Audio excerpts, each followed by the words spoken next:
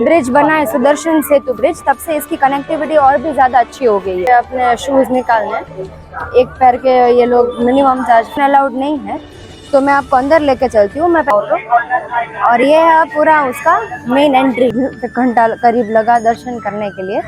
तो अब हम आगे जा रहे गोल्डन द्वारिका में। यहाँ पे कुछ तो ये रहा वो है सोने की नगरी द्वारका, ये जब कृष्ण भगवान का जन्म हुआ था जेल में। तो ये है दुर्वासा ऋषि, द्रौपदी जी हरण जो हुआ था, तो उसमें मैंने चारों धाम के बारे में बताया था। एक ही समुद्र मंथन हुआ था यहाँ पे। हेलो गाइस, जय द्वारकाधीश। तो मैं आपको मेरे चैनल में वापस आपका स्वागत करती हूँ। तो हम पहुँच गए बेट द्वारका, और ये जो आइलैंड है वो गुजरात से ये गुजरात का एक बहुत डिस्टेंट आइलैंड है, और इसको शंकोधर के नाम से भी जाना जाता है क्योंकि यहाँ पे शंख बहुत ज्यादा मात्रा में मिलते हैं। इसको सुवर्ण भूमि भी बोला जाता है, और ये कृष्ण भगवान का कैपिटल हुआ करता था जब वो राज करते थे। तो ये बहुत ही एक अच्छी प्लेस है, और ये जब से ब्रिज बना है सुदर्शन सेतु ब्रिज, तब से इसकी कनेक्टिविटी और भी ज्यादा अच्छी हो गई है। और यहाँ पे इस आइलैंड पे करीब 8,500 लोगों की बस्ती है। तो ये उनके लिए भी बहुत एक अच्छा साधन बन गया है कम्युनिकेशन करने के लिए। तो ये काफ़ी एक अच्छी प्लेस है, बहुत डिवोशनल प्लेस है। तो यहाँ पे आप अपना ट्रिप ज़रूर प्लान करिए।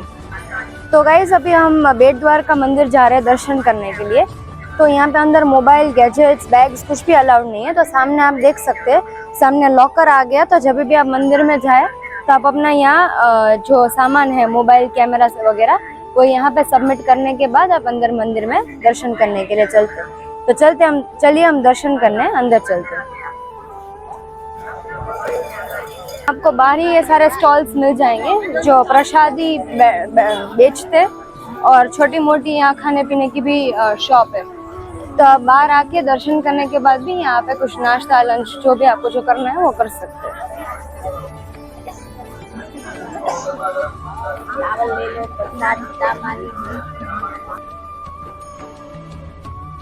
तो देखिए गाइस, अंदर आप जैसे चल के आएंगे तो आपको यहाँ पे अपने शूज निकालने, एक पैर के ये लोग मिनिमम चार्ज 5 रुपीज़ लेते हैं। और यहाँ पे भी मोबाइल और लगेज का लॉकर है। तो बड़ा जो लगेज हो आपके पास तो वो आप लगेज रूम में रख सकते हैं, और जो मोबाइल वगैरह हो वो आप मोबाइल लॉकर में रख सकते हैं। तो हम पहुँच गए बेट द्वारका, जिसको शंकोधर भी बोला जाता है। तो यहाँ से मेन एंट्री है, तो यहाँ अंदर फ़ोन अलाउड नहीं है। तो मैं आपको अंदर लेके चलती हूँ। मैं पहले आपको मंदिर के टाइमिंग्स के बारे में बता दूँ। ये मंदिर सुबह 7:30 बजे खुल जाता है, दोपहर में 12:30 तक। 12:30 से 4:30 ये मंदिर बंद रहता है, और फिर 4:30 से वापस खुल जाता है 7:30, 8 बजे तक। तो ये टाइमिंग्स के हिसाब से आप यहाँ पे आ सकते हैं। तो चलिए अंदर दर्शन करने।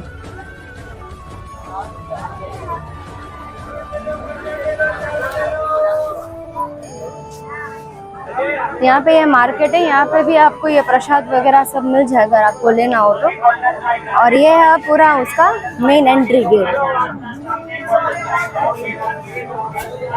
चावल ले लो, प्रसाद ले लो, चावल ले लो, प्रसाद ले लो। तो गाइस, अभी हमने दर्शन अंदर कर लिए।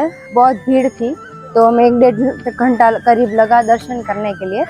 तो अब हम आगे जा रहे गोल्डन द्वारिका में। यहाँ पे कुछ ऐसा बनाया है भगवान का म्यूजियम टाइप का, तो वो हम देखने जा रहे हैं। तो चलिए मैं आपको दिखाती हूँ। मंदिर से सीधा आपको चल के यहाँ पे आना है। यहाँ कोई व्हीकल्स अलाउड नहीं है, जैसे कि आपको पता है। तो हम वहाँ पे चल रहे हैं। तो चलिए मैं भी दिखाती हूँ। ये अभी न्यूली कंस्ट्रक्ट हुआ है।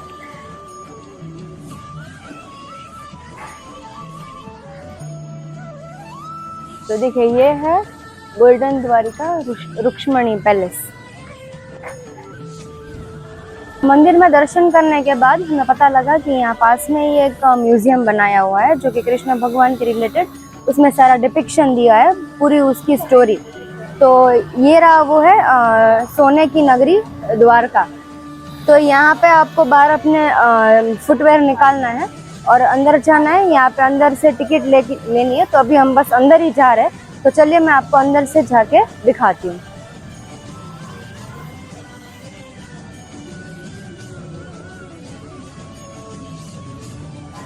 इस तरह की टिकट मिलती है यहाँ पे। अडल्ट के लिए जो भी 10 साल से ऊपर के हैं उनके 40 रुपये एंट्री फी, और 10 साल के नीचे के लिए आधी टिकट जो है 20 रुपये। तो ये जैसे कि नाम ही है सोने की नगरी, तो आप देख पाएंगे ये पूरा सोने जैसा बनाया है। तो ये सारी अलग अलग अवतार हैं माता जी के। ये जब कृष्ण भगवान का जन्म हुआ था जेल में, तो वो पूरा डिपिक्ट किया है यहाँ पे।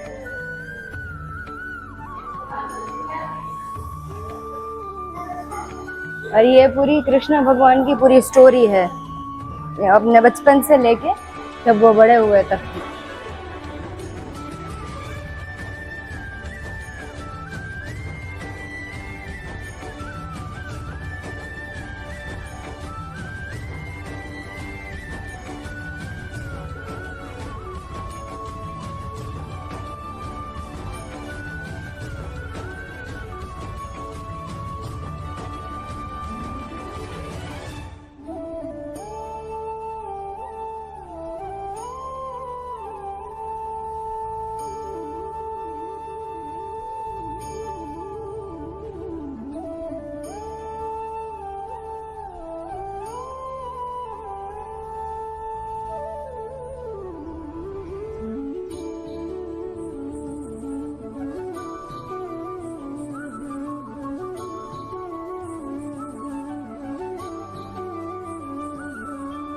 और ये है यशोदा मैया जो कृष्ण भगवान को डांट रही है।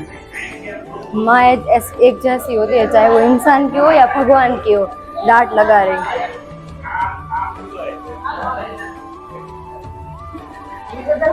गोवर्धन पर्वत, बालकृष्ण जब गोवर्धन पर्वत उठा रहे थे उसकी।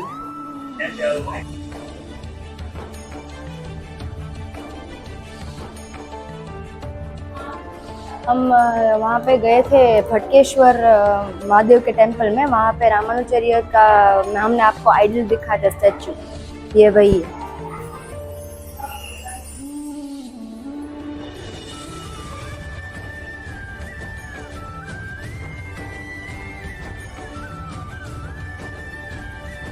ये जो हमने दुर्वासा संत की, ऋषि की जो कहानी सुना थी, जिन्होंने कृष्ण भगवान और रुक्मणी जी को कर्ज किया था, तो ये है दुर्वासा ऋषि।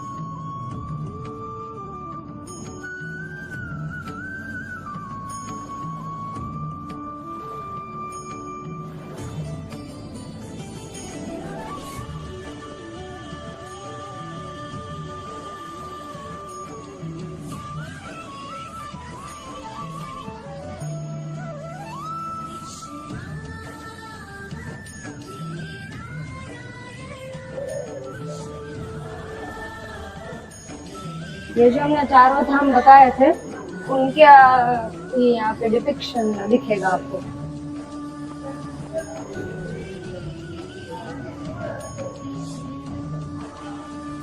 तो ये सब थे कौरव पांडवास।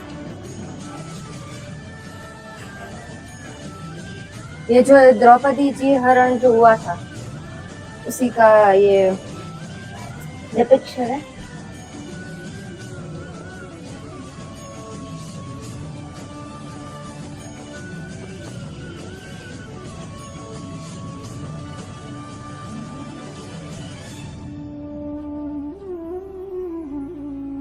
ये कृष्ण भगवान और रुक्मणी देवी जो उनकी वाइफ है, ये ऋषि दुर्वासा का आगमन करते हुए उनकी पूजा कर रहे हैं।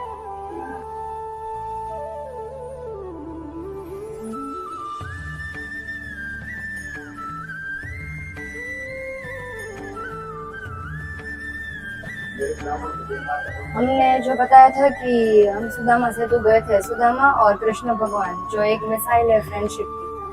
तो ये देखिए, खुद कृष्ण भगवान है, वो उनके मित्र सुदामा उनके पैर धो रहे हैं। वो ऊंच नीच का भेदभाव नहीं रखते हैं, तो हम इंसानों के हमें तो बिल्कुल ही नहीं रखना चाहिए।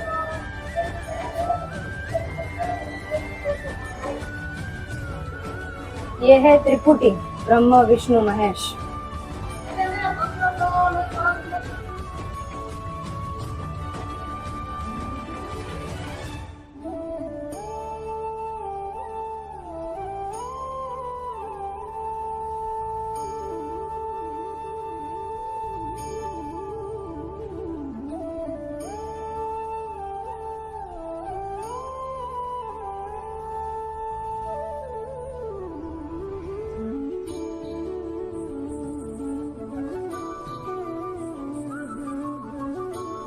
नरसिंह अवतार, नरसिंह अवतार है उसका, ये वामन अवतार, ये सारे अवतार दिखाई दे कृष्ण भगवान। 10 अवतार, जिसको दशावतार भी बताया।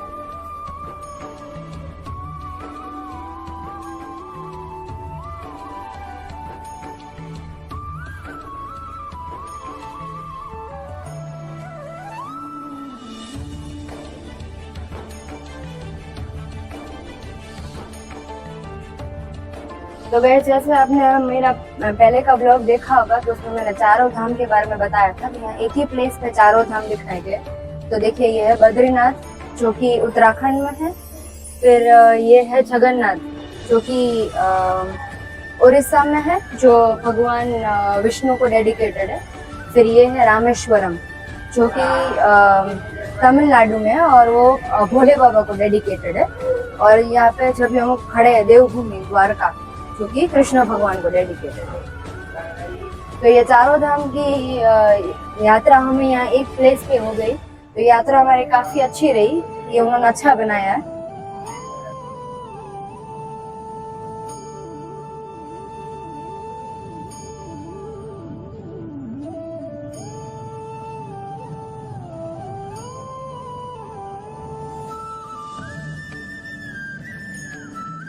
तो जो समुद्र मंथन हुआ था यहाँ पे, जो ये दर्शाए।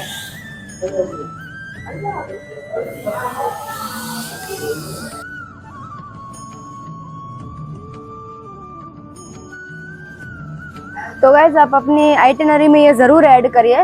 बस अंदाज में आधा पौना घंटा लगता है उसको पूरा घूमने में, लेकिन ये मस्ट विजिट प्लेस है। अभी थोड़े टाइम पहले ही ये बना है, रिसेंटली कंस्ट्रक्टेड है और बहुत ही सुंदर था। हमें तो बहुत मज़ा आया, मैं आशा करती हूँ आपको भी मज़ा आएगा।